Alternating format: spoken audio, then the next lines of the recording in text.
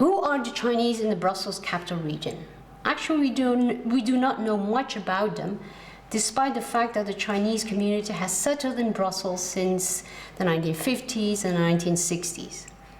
Moreover, Brussels as the capital of the EU has become increasingly important to the Chinese government, and this within the context of the global competition between China and the US on the one hand, and the delocalization of multinationals in the post-Brexit era on the other hand.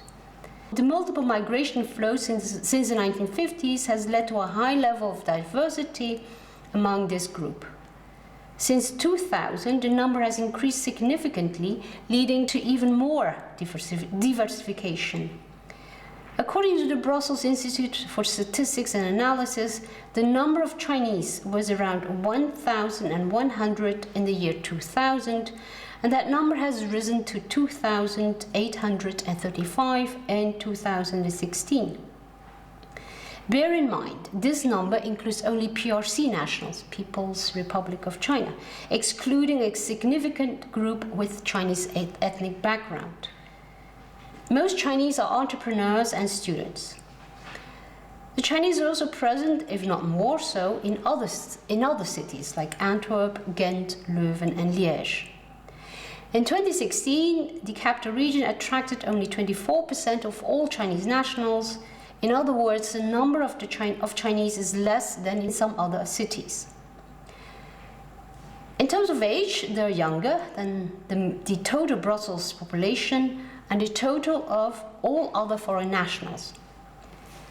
The average age for the Chinese was 33.3 years versus 37.4 for the total population and 35.1 years for the total population of foreigners.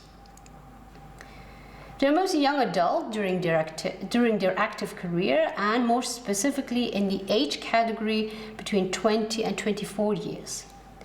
This can be explained by student immigration. On the other hand, there are relatively low numbers of children and teenagers. The Chinese live dispersed over the entire region. However, there are clusters of Chinese in the city center, in the vicinity of the different university campuses, and around the embassy in St. Peter's, Woluwe, Saint-Pierre. In the city center, between the Beurs, or La Bourse, and the Sint-Katelijneplein, Place Sainte-Catherine, in the vicinity of the Zwarte Lieve Vrouwenstraat, Rue de la Vierge Noire, there is the tiny Brussels Chinatown with Chinese restaurants, supermarkets, and stores. In this neighborhood, Chinese purchase their daily necessities, while other Brussels people come here for fun shopping or to have a bite of Chinese food and to experience firsthand the local Chinese or Asian ambiance. Around the campuses of the ULB and the VUB, there is a high presence of Chinese students. They represent the third largest groups of foreign students after the Dutch and the Germans. This is not an isolated case.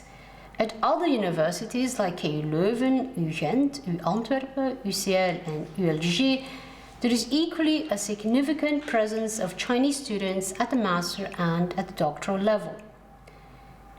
Since the 1980s, the Chinese embassy is located at the Tervurenlaan, Avenue de Tervuren, in St. Peter's, Woluwe, Saint-Pierre. The ambassador's residence is also located in this green municipality. In recent years, the embassy has enlarged its area significantly, and this because of the expanding diplomatic corps and increasing high-level visits. In the second half of 2020, the Chinese have submitted construction plans for an apartment building consisting of 21 units for personnel and visitors in the Zondagboslaan or the Avenue du Bois de Dimanche, which has led to some commotion among the local residents. The Chinese community has access to paper publications available at various kiosks in Antwerp and Brussels. 3 newspapers, namely Capital News, Rolik News and the Euro Dragon News, are produced in Belgium and distributed in Belgium and other European countries. Although written and edited in Belgium, they have a transnational reach. Another newspaper, the Tsingtao Daily, mainly produced in the UK, has some correspondence in Belgium. Besides the media channels destined to the Chinese diaspora, there are 12 official Chinese media companies active in Belgium, notably the State Press Office Xinhua News Agency, People's Daily, CCTV, Guangming Daily, China Radio International, China Daily, China News Service, China Youth Daily, Economic Daily, Jianfang Daily, Beijing Daily, and 21st Century Business Herald. Another group, namely China Media Group, CMG, is scheduled to open an office in Brussels. CMG is a Chinese state media concern that was launched in 2018 as a result of the fusion among China Central Television, China National Radio, and China Radio International. The broadcast company is also known as the Voice of China, which brings news from a Chinese perspective and thus considered as a propaganda channel. The name and content are adopted from the American channel The Voice of America, which equally is branded by critical observers as a propaganda channel.